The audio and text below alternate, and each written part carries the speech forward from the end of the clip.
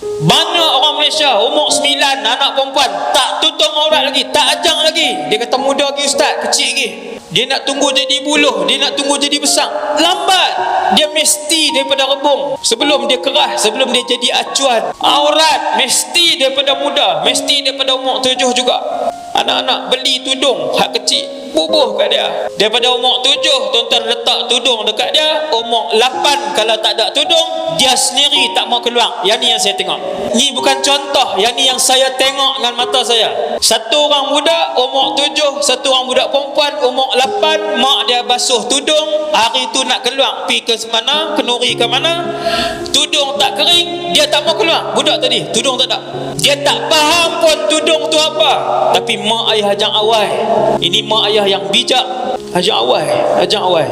Satu hari dia faham, ini tuntutan dan arahan Allah, pemilik alam ini.